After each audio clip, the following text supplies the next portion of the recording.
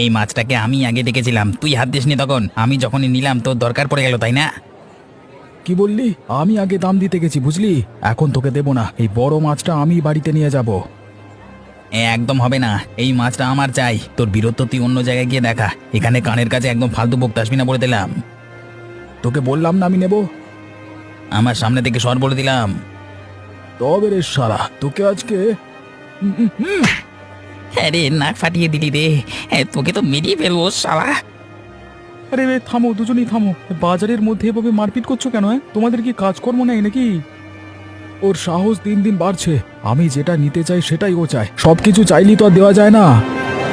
তোর সাহস হয় কিভাবে আমাকে মারবার? গায়ে হাতটা কে আগে দিল, তুই না আমি? আরে একটা মাছের জন্য এই কাণ্ড? আরে সত্যি তোমরা পারো বটে, তোমরা দুজনেই নাও মাছটা। শুধু বাজারের মধ্যে মারপিট করো না। না, আমি একাই নেব ওই মাছ।